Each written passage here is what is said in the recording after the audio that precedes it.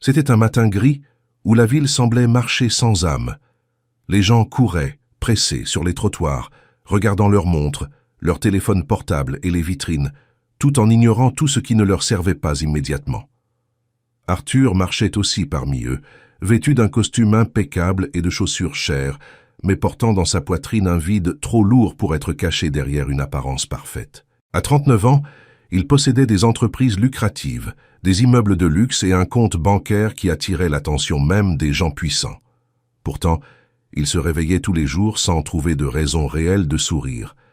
Ces derniers mois, la tristesse s'était emparée de sa routine de manière silencieuse.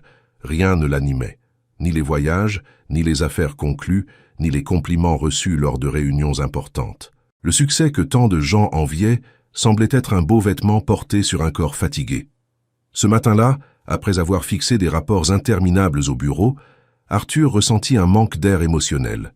Il avait besoin de sortir de là avant que son propre esprit ne l'étouffe. Sans prévenir personne, il descendit dans la rue et commença à marcher sans destination. Il passa par des avenues animées, des boutiques élégantes et des cafés bondés, jusqu'à arriver à une ancienne place entourée d'arbres énormes. L'endroit avait des bancs en bois usés par le temps et un silence rare au milieu de la ville bruyante. Arthur s'assit sur l'un des bancs, baissa la tête et laissa les larmes s'échapper sans résistance. Il pleurait la solitude, la fatigue et la sensation d'avoir tout conquis, sauf la paix. Il pleurait parce que personne ne percevait sa douleur. Il pleurait parce que même lui ne comprenait plus la raison de continuer à lutter autant pour des choses qui ne remplissaient de rien. C'est alors qu'une ombre légère s'approcha. Une voix douce rompit le silence. « Monsieur, vous vous sentez mal ?» Arthur leva les yeux lentement. Devant lui se tenait une jeune femme au visage joli et à l'expression humble. Sa robe simple montrait des signes du temps. Ses pieds nus touchaient le sol froid de la place. Ses cheveux attachés n'importe comment ne cachaient pas la délicatesse de ses traits. Mais ce qui attira le plus l'attention furent les yeux d'Adriana. Des yeux sincères, sans jugement, seulement de la préoccupation. « Je vais bien, merci », répondit-il en essayant de se recomposer. « Vous n'avez pas l'air bien, dit-elle avec naturel. Parfois la tristesse pèse plus que la fièvre. » Ces paroles simples traversèrent Arthur comme la lumière entrant dans une chambre obscure. Personne ne lui avait parlé de cette façon depuis longtemps, sans intérêt, sans formalité, sans rien attendre en retour. « Quel est votre nom ?» demanda-t-il. « Adriana. » Elle croisa les bras pour se réchauffer et regarda discrètement le ciel nuageux. « Vous habitez par ici, près de cette église ancienne? Quand il pleut, je cherche une marquise sèche. » La réponse frappa Arthur comme un coup silencieux. Pendant qu'il se plaignait de sa propre demeure vide, cette jeune femme luttait chaque jour pour un abri. Malgré cela, c'était elle qui offrait du réconfort. « Avez-vous déjà mangé aujourd'hui ?» demanda-t-il. Adriana secoua la tête négativement, sans drame, seulement avec sincérité. « Venez avec moi. Allons prendre un café. » Elle recula d'un pas. « Je n'entre pas dans ces endroits bien habillés. On me regarde toujours de travers. Alors nous irons dans un endroit simple. Je veux votre compagnie, pas votre apparence. » Après quelques secondes d'hésitation, Adriana accepta. Ils marchèrent côte à côte sur les trottoirs humides. Le contraste entre les deux attirait l'attention. Lui élégant, elle simple, lui riche, elle sans domicile. Mais à cet instant, tous les deux portèrent des blessures semblables. Ils entrèrent dans une petite sandwicherie au coin de la rue. L'odeur de pain chaud et de café fraîchement passé rendait l'ambiance accueillante. Arthur commanda des sandwichs, des fruits, des salés et des jus.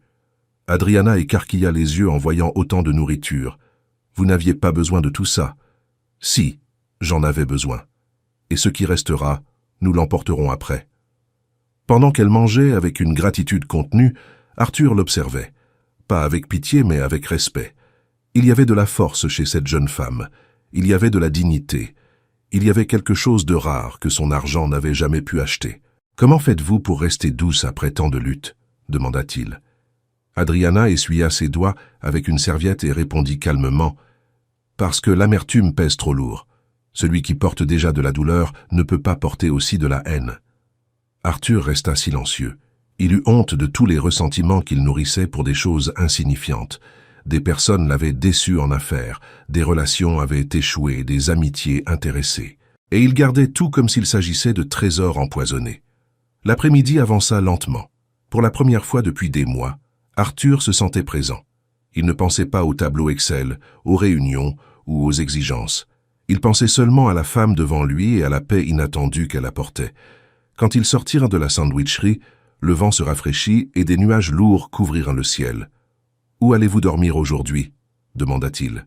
« À l'endroit habituel. Si ça ne pleut pas fort, on peut se reposer. » Arthur respira profondément. « Non, pas aujourd'hui. Laissez-moi vous payer un hôtel sûr pour passer la nuit. » Adriana s'effraya. « Je ne veux pas déranger votre vie, monsieur. Vous ne l'avez pas dérangée. Vous m'avez aidé plus que vous ne l'imaginez. » Elle analysa son visage à la recherche d'une fausseté. Elle n'en trouva pas.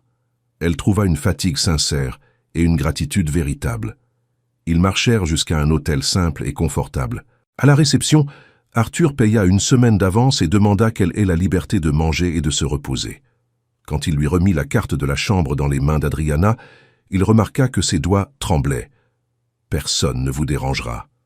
Reposez-vous. » Les yeux d'Adriana se remplirent de larmes. « Merci. Je ne sais même pas quoi dire. » « Alors ne dites rien. Dormez simplement en paix. » Arthur accompagna Adriana jusqu'à l'ascenseur, mais n'y entra pas. Il respecta la distance nécessaire.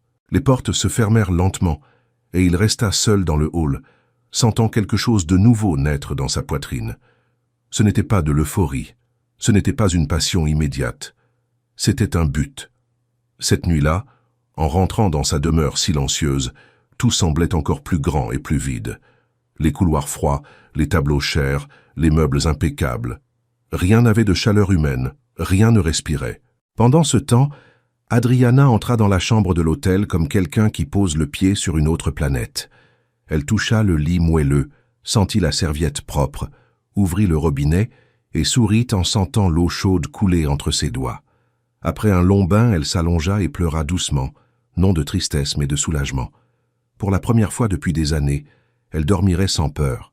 Dans la demeure, Arthur ferma aussi les yeux avec une sensation différente. Pour la première fois depuis longtemps, il désirait se réveiller le lendemain. Le soleil se leva timidement ce matin-là, répandant une lumière douce à travers les rideaux clairs de la chambre où Adriana se réveilla sans sursaut. Pendant quelques secondes, elle resta immobile, essayant de comprendre le silence autour d'elle. Il n'y avait pas de klaxon, de pas pressés, de cris lointains, ni la peur constante de protéger ses quelques affaires. Il y avait seulement la tranquillité. Elle s'assit lentement sur le lit moelleux et porta la main à sa poitrine, comme si elle avait besoin de confirmer que c'était réel. Puis elle marcha jusqu'à la fenêtre et vit la ville se réveiller en bas. Pour la première fois depuis de nombreuses années, elle observait le mouvement d'en haut, protégée, réchauffée et entière. Au même instant, Arthur se réveillait dans la demeure avec une légèreté oubliée. Le poids qui avait l'habitude d'ouvrir ses yeux tous les matins semblait plus léger. Il respira profondément, prit rapidement une douche et choisit des vêtements simples, voulant paraître seulement un homme ordinaire quand il retournerait à l'hôtel. Sur le chemin, il s'arrêta dans une boutique et acheta des robes discrètes, des pantalons confortables, des pulls chauds et 2 paires de chaussures. Il ne voulait pas impressionner Adriana avec du luxe. Il voulait seulement lui offrir de la dignité. Il arriva à l'hôtel peu après 9 heures. Il monta anxieux jusqu'au 3e étage et frappa doucement à la porte de la chambre. Il y eut un silence pendant quelques secondes, puis la poignée tourna lentement. Adriana apparut portant le peignoir blanc de l'hôtel, les cheveux humides et le visage propre révélant une beauté sereine que la rue n'avait jamais réussi à effacer. « Bonjour », dit-il en souriant. « Bonjour, monsieur généreux », répondit-elle, encore surprise. Arthur montra les sacs. « J'ai apporté quelques vêtements. Je les ai choisis sans connaître vos goûts, alors peut-être que je me suis trompé. » Les yeux d'Adriana se remplirent de larmes. Personne n'a jamais rien choisi en pensant à moi. Elle prit les sacs et alla dans la salle de bain pour se changer. Arthur attendit en regardant par la fenêtre, sentant son cœur battre plus vite sans bien comprendre pourquoi. Quand Adriana revint, vêtue d'un pantalon simple et d'un haut clair, il resta silencieux un instant. Pas à cause des vêtements, mais à cause de la nouvelle posture. Elle semblait plus grande, elle semblait reconnaître de la valeur en elle-même. « Vous êtes belle », dit-il enfin. Adriana rougit et baissa les yeux. Ils descendirent ensemble pour le petit déjeuner. Ils s'assirent près du jardin intérieur de l'hôtel où des vases de fleurs décoraient le salon. Ils parlèrent pendant des heures. Elle raconta des souvenirs d'enfance, l'abri où elle avait vécu et les rêves qu'elle avait abandonnés trop tôt. Il parla de ses affaires, des exigences, du vide d'être admiré pour de mauvaises raisons. Pour la première fois, Arthur parlait sans masque. Quand le téléphone sonna, l'enchantement se brisa. C'était l'avocat principal. Il y avait une crise sérieuse dans l'entreprise et sa présence était urgente. Arthur raccrocha la première fois. Le téléphone sonna à nouveau, et encore une fois. « Je dois y aller », dit-il avec une tristesse sincère. « Mais je reviens avant la tombée de la nuit, je le promets. » Adriana essaya de sourire, mais la vieille blessure de l'abandon s'ouvrit à l'intérieur. « Je comprends. Les personnes importantes ont toujours hâte. » Il prit ses mains. « Je ne m'éloigne pas. Je reviens bientôt. » Il sortit contrarié. Dans la voiture, chaque feu rouge semblait une punition. Dans l'entreprise, il trouva la guerre habituelle des égos, des associés discutant des pourcentages, des avocats menaçant de procès, des cadres inquiets seulement des chiffres. Arthur regarda tout cela comme quelqu'un qui se réveille d'un vieux rêve désagréable. Après avoir écouté accusations et exigences pendant quelques minutes, il interrompit toute la salle. « Cédez ce qui est juste. Nous terminons cela aujourd'hui. » Son avocat écarquilla les yeux. Cette décision coûterait des millions. Arthur signa les documents sans hésiter. Aucun argent ne valait la paix qu'il avait découverte en moins de 24 heures aux côtés d'Adriana. Pendant ce temps, à l'hôtel, la jeune femme essayait de se convaincre qu'elle ne devait rien attendre. Elle sortit de la chambre pour respirer et entra dans l'ascenseur. Au deuxième étage, une femme élégante entra en portant des sacs chers. Elle observa Adriana de haut en bas avec un mépris mal dissimulé. De nos jours, n'importe qui apparaît dans ces endroits. La phrase fut dite à voix basse, mais suffisamment claire pour blesser. Adriana se recroquevilla dans le coin et retint ses larmes jusqu'au rez-de-chaussée. Elle courut jusqu'à la chambre, ferma la porte et serra contre elle les vieux vêtements qui avaient été rangés dans un sac plastique. « Peut-être que je n'appartiendrai jamais à aucun endroit », pensa-t-elle. Elle enfila à nouveau sa robe usée, plia les nouveaux vêtements sur le lit et décida de partir avant qu'Arthur ne se rende compte aussi de l'erreur de l'avoir approché trop près de son monde. Au même moment, Arthur sortit de l'entreprise et courut jusqu'à l'hôtel. La circulation semblait immobile. Une angoisse étrange grandissait en lui. En arrivant, il monta les escaliers en courant et trouva la porte de la chambre simplement entr'ouverte. Il la poussa avec peur. Adriana était au centre de la chambre, prête à partir, portant à nouveau ses vieux haillons. « Où pensez-vous aller » demanda-t-il essoufflé.